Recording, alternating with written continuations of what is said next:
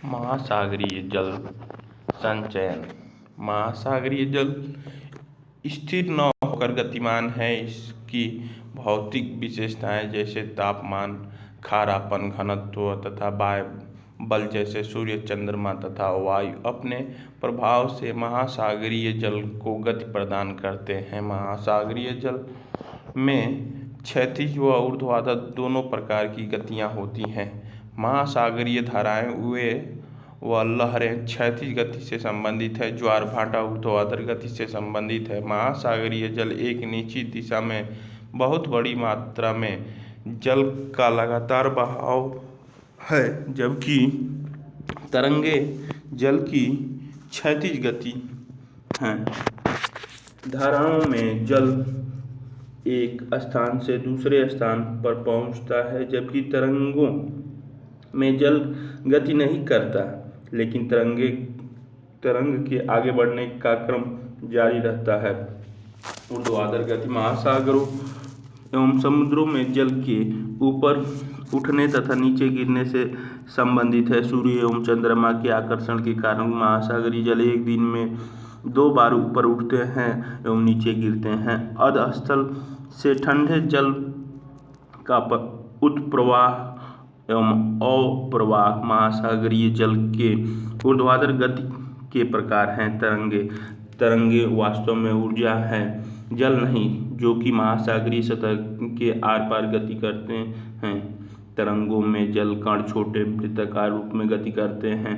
वायु जल को ऊर्जा प्रदान करती है, जिससे तरंगे उत्पन्न होती है। वायु के कारण तरंगे महासागर में गति करती हैं तथा ऊर्जा तट रेखा पर निर्मुक्त होती है।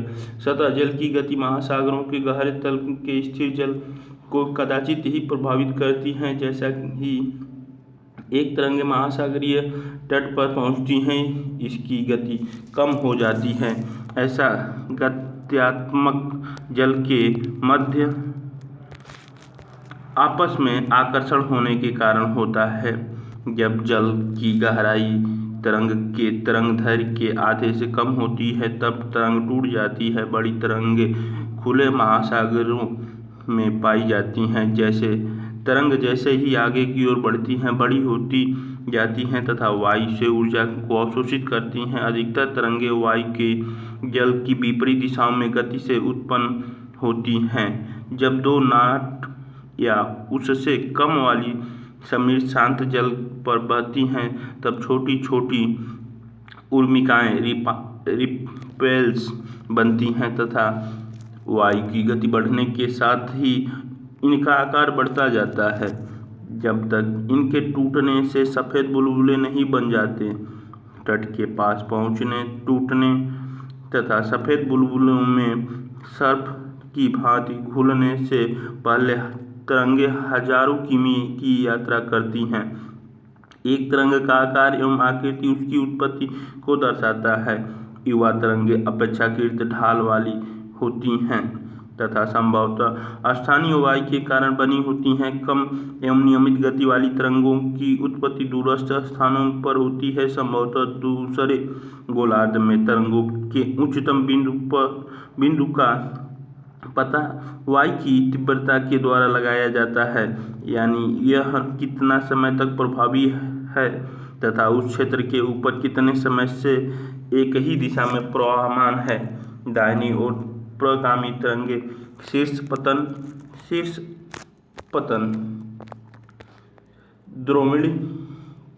ध्रुवणिका उभार नीचे ध्रुवणिका उभार ऊपर शीर्ष पतन तरंगों की गति एवं जलीय अणु। तरंगे गति करती हैं क्योंकि वायु जल को प्रभावित करती हैं, जबकि गुरुत्वाकर्षण बल तरंगों के शिखर को नीचे की ओर खींचता है। गिरता हुआ जल पहले वाले गर्त को ऊपर की ओर धकेलता है एवं तरंग नई स्थिति में गति करती है। तरंगों के नीचे जल की गति वृत्ताकार होती है। यह इंगित करता है कि आती हुई तरंग पर वस्तुओं का वहन आगे तथा ऊपर की ओर होता है एवं लौटती हुई तरंग पर नीचे तथा पीछे की ओर। तरंगों की विशेषताएं: तरंग शिखर या गर्त, वेव क्रस्ट या ट्रफ, एक तरंग के उच्चतम एवं निम्नतम बिंदुओं को क्रमशः शिखर व गर्त कहा जाता है।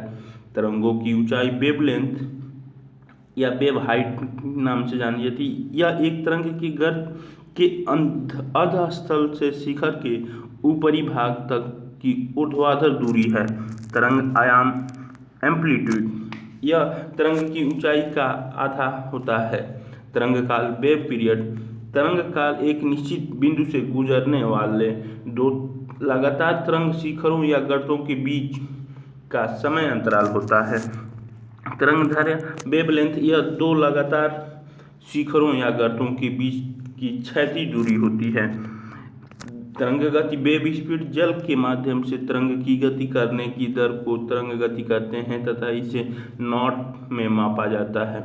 तरंग आवृत्ति, यह 1 सेकंड के समय अंतराल में दिए गए बिंदु से गुजरने वाली तरंगों की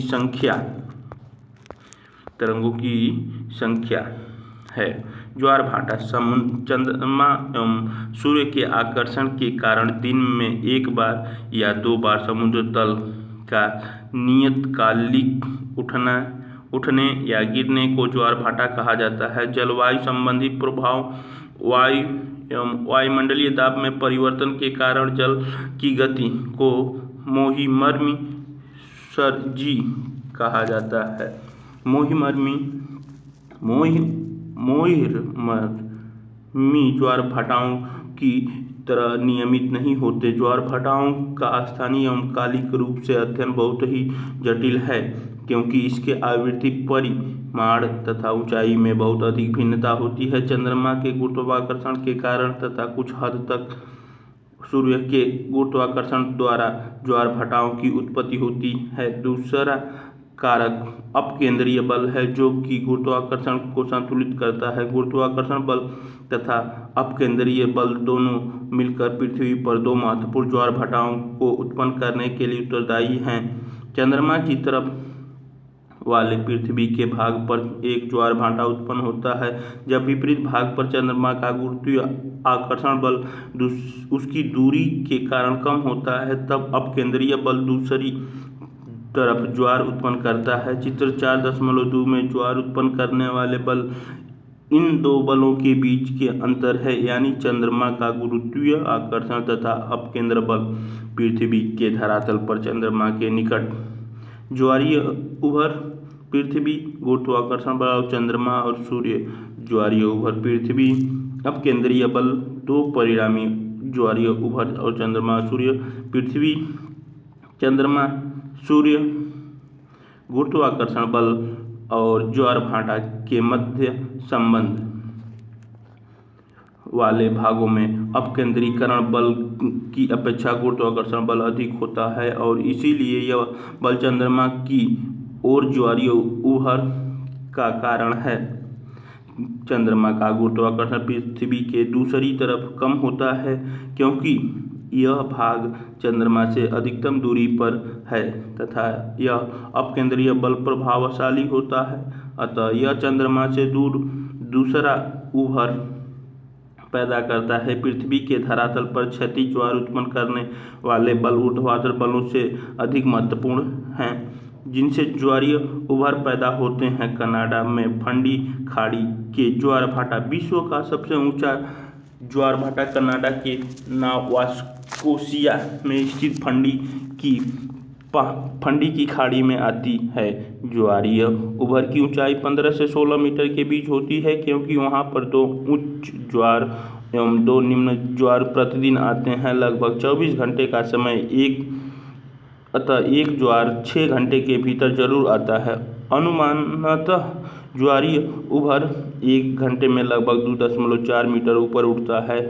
इसका मतलब यह हुआ कि ज्वार प्रति मिनट 4 सेंटीमीटर ज़्यादा ऊपर की ओर उठता है। अगर आप समुद्री बीच पर टहलते हुए समुद्र भृंग के किनारे पहुँचे, जो प्रायः वहाँ होते हैं, आप ज्वारा देखना न भूलें। अगर आप 1 घंटे तक वहाँ हैं, तब आप पाएंगे जहाँ से आपने शुरू किया था, वहाँ पहुँचने के पहले ही पानी आपके सिर के ऊपर होगा। जहाँ महाद्वीपीय मग्न तट अपेक्षाकृत विस्तृत है, वहाँ ज्वारीय उभर अधिक ऊंचाई वाले होते हैं। जब ये ज्वारीय उभर मध्य महासागरीय द्वीपों से टकराते हैं तो इनकी ऊंचाई में अंतर आ जाता है। तटों के पास ज्वार नद व खाड़ियों की आकृति भी ज्वार भाटाओं के तीव्रता को प्रभावित करते हैं। शंक्वाकार खाड़ी ज्वार के परिमाण को आश्चर्यजनक तरीके से बदल देता है। जब ज्वार भाटा द्वीपों के बीच से या खाड़ियों तथा ज्वार नद मुखों में से गुजरता है तो उन्हें ज्वारीय धारा कहते हैं। ज्वार भाटा के प्रकार ज्वार की आवृत्ति, दिशा एवं गति में स्थानीय व सामयिक भिन्नता पाई जाती है। ज्वार भाटाओं को उनकी बारंबारता, एक दिन में या 24 घंटे में या उनकी ऊंचाई के आधार पर विभिन्न प्रकारों में वर्गीकृत किया जा सकता है। आवृत्ति पर आधारित ज्वार भाटा, ट्राइड बेस्ड ऑन फ्रीक्वेंसी। अर्धदैनिक ज्वारी, सेमी ड्यूरनल, यह सबसे सामान्य ज्वारीय प्रक्रिया है जिसके अंतर्गत प्रत्येक दिन 2 उच्च एवं 2 निम्न ज्वार आते हैं। 2 लगातार उच्च एवं निम्न ज्वार लगभग समान ऊंचाई की होती हैं। दैनिक ज्वार ड्यूरनल टाइड, इसमें प्रतिदिन केवल 1 उच्च एवं 1 निम्न ज्वार होता है। उच्च एवं निम्न ज्वारों की ऊंचाई समान होती है। मिश्रित ज्वार, मिक्स्ड टाइड, ऐसे ज्वार भाटा जिनकी ऊंचाई में भिन्नता होती है उसे मिश्रित ज्वार भाटा कहा जाता है। ये ज्वार भाटा सामान्यतः उत्तर अमेरिका के पश्चिमी तट एवं प्रशांत महासागर के बहुत से द्वीप समूहों पर उत्पन्न होते हैं। सूर्य, चंद्रमा एवं पृथ्वी की स्थिति पर आधारित ज्वार भाटा, स्प्रिंग टाइड्स, उच्च ज्वार की ऊंचाई में भिन्नता पृथ्वी के सापेक्ष सूर्य एवं चंद्रमा के स्थिति पर निर्भर करती है। वृत्त ज्वार एवं निम्न ज्वार इसी वर्ग के अंतर्गत आते हैं। वृत्त ज्वार, स्प्रिंग टाइड्स, पृथ्वी के संदर्भ में सूर्य एवं चंद्रमा की स्थिति ज्वार की ऊंचाई को प्रत्यक्ष रूप से प्रभावित करती है। जब तीनों एक सीधी रेखा में होते हैं तब ज्वारीय उभर अधिकतम होगा। इनको बृहत ज्वार भाटा कहा जाता है तथा ऐसा महीनों में 2 बार होता है, पूर्णिमा के समय तथा दूसरा अमावस्या के समय। निम्न ज्वार, निप टाइड्स, सामान्यतः बृहत ज्वार एवं निम्न ज्वार के बीच 7 दिन का अंतर होता है। इस समय चंद्रमा एवं सूर्य एक दूसरे के समकोण पर होते हैं तथा सूर्य एवं चंद्रमा के गुरुत्व बल एक दूसरे के विरुद्ध कार्य करते हैं। चंद्रमा का आकर्षण सूर्य के 2 गुणों से अधिक होते हुए भी यह बल सूर्य के गुरुत्वाकर्षण के समक्ष धूमिल हो जाता है। चंद्रमा का आकर्षण अधिक इसलिए है क्योंकि वह पृथ्वी के अधिक निकट है। महीनों में 1 बार जब चंद्रमा पृथ्वी के सबसे नज़दीक होता है, उपभू असामान्य रूप से उच्च एवं निम्न ज्वार उत्पन्न होता है। इसी दौरान ज्वारीय क्रम सामान्य से अधिक होता है। 2 सप्ताह के बाद जब चंद्रमा पृथ्वी से अधिकतम दूरी अपभू पर होता है तब चंद्रमा का गुरुत्वाकर्षण बल सीमित होता है तथा ज्वार भाटा के क्रम उनकी औसत ऊंचाई से कम होते हैं। जब पृथ्वी सूर्य के निकट होती है तो ऑफशोर प्रत्येक साल 3 जनवरी के आसपास उच्च एवं निम्न ज्वारों के क्रम भी असामान्य रूप से अधिक न्यून होते हैं। जब पृथ्वी सूर्य से सबसे दूर होती है यानी ऑफशोर प्रत्येक वर्ष 4 जुलाई के आसपास ज्वार के क्रम औसत की अपेक्षा बहुत कम होते हैं। उच्च ज्वार व निम्न ज्वार के बीच का समय जब जलस्तर गिरता है ज्वार भाटा इब कहलाता है। उच्च ज्वार एवं निम्न ज्वार के बीच का समय जब ज्वार ऊपर चढ़ता है तो उसे बहाव या बाढ़ कहा जाता है। ज्वार का महत्व, चूँकि पृथ्वी और चंद्रमा व सूर्य की स्थिति ज्वार की उत्पत्ति का कारण है और इनकी स्थिति के सही ज्ञान से ज्वारों का पूर्वानुमान लगाया जा सकता है। यह नौ संचालन एवं मछुआरों को उनके कार्य संबंधी योजनाओं में मदद करता है। नौ संचालन में ज्वारीय प्रभाव का अत्यधिक महत्व है। ज्वार की ऊंचाई बहुत अधिक महत्वपूर्ण है, खासकर नदियों के किनारे वाले पोताश्रयों पर एवं ज्वार ज्वार नदमुख के भीतर जहाँ प्रवेश द्वार पर छिछले रोधिका होती हैं, जो कि नौकाओं एवं जहाज़ों को पोताश्रय में प्रवेश करने से रोकते हैं। ज्वार भाटा तल छटों की डेसिल्टेशन में भी मदद करती है एवं ज्वार नदमुख से प्रदूषित जल को बाहर निकालने में भी ज्वारों का इस्तेमाल विद्युत शक्ति कनाडा, फ्रांस, रूस एवं चीन में है उत्पन्न करने में भी किया जाता है। एक 3 मेगावाट शक्ति का विद्युत संयंत्र पश्चिम बंगाल में सुंदरबन के दुगादुआनी में लगाया जा रहा है। महासागरीय धाराएं महासागरों में नदी प्रवाह के समान हैं। ये निश्चित मार्ग व दिशा में जल में नियमित प्रवाह को दर्शाते हैं। महासागरीय धाराएं 2 प्रकार के बलों के द्वारा प्रभावित होती हैं। वे हैं प्राथमिक बल जो जल की गति को प्रारंभ करता है तथा द्वितीयक बल जो धाराओं के प्रवाह को नियंत्रित करता है। प्राथमिक बल जो धाराओं को प्रभावित करते हैं वे हैं सौर ऊर्जा से जल का गर्म होना, वायु गुरुत्वाकर्षण तथा कोरिलियस फोर्स और सौर ऊर्जा से गर्म होकर जल फैलता है।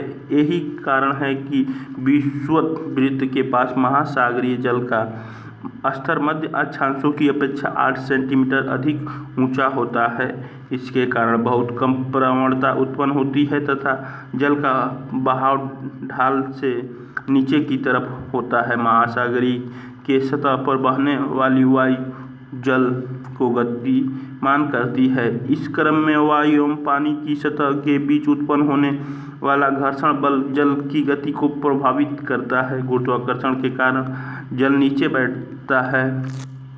यह एकत्रित जल दाब प्रवणता में भिन्नता लाता है। कोरिलियस बल के कारण उत्तरी गोलार्ध में जल की गति की दिशा के दाहिनी तरफ और दक्षिणी गोलार्ध में बाईं ओर प्रवाहित होता है तथा जिनके चारों ओर बहाव को वलय गियर्स कहा जाता है। इनके कारण सभी महासागरीय बेसिनों में वृत्ताकार धाराएं उत्पन्न होती हैं। पानी के घनत्व में अंतर महासागरीय जल धाराओं के ऊर्ध्वाधर गति को प्रभावित करता है। अधिक खारा जल निम्न खारे जल की अपेक्षा ज़्यादा सघन होता है तथा इसी प्रकार ठंडा जल गर्म जल की अपेक्षा अधिक सघन होता है। सघन जल नीचे बैठता है जबकि हल्के जल की प्रवृत्ति ऊपर उठने की होती है। ठंडे जल वाली महासागरीय धाराएं तब उत्पन्न होती हैं जब ध्रुवों के पास वाली जल नीचे बैठते हैं एवं धीरे धीरे विषुवत वृत्त की ओर गति करते हैं। गर्म जल धाराएं विषुवत वृत्त से सतह के साथ महासागरीय धाराओं की विशेषताएं धाराओं की पहचान उनके प्रवाह से होती है। सामान्यतः धाराएं सतह के निकट सर्वाधिक शक्तिशाली होती हैं व यहाँ इनकी गति 5 नॉट से अधिक होती है। गहराई में धाराओं की गति धीमी हो जाती है जो 0.5 नॉट से भी कम होती है। हम किसी भी धारा की गति को उसके वाह ड्रिफ्ट के रूप में जानते हैं। वाह को नॉट में मापा जाता है। धारा की शक्ति का संबंध उसकी गति से होती है। महासागरीय जल संचयन के लिए ये चित्र है आपकी, जो डॉट डॉट वाले हैं वह शीत धाराएं हैं, जो बिल्कुल ब्लैक वाले हैं गर्म धाराएं हैं। महासागरों की प्रमुख धाराएं पश्चिमी पवन हम्बोल्ट धारा पेरू में, यह दक्षिण विषुवत प्रतिधाराएं, उत्तरी विषुवत धाराएं कैलिफोर्निया धारा, उत्तरी प्रशांत महासागर अफवाह में अलास्का धारा, इधर लैम्बर्ट धारा, उत्तरी अटलांटिक अफवाह कनारी धारा, उत्तर विषुवतीय धारा, विषुवतीय प्रतिधारा, दक्षिण विषुवतीय धारा, ब्राज़ील धारा, फाकलैंड धारा, पश्चिमी पवन धारा, बेंगुला धारा, अगुलाहसा धारा।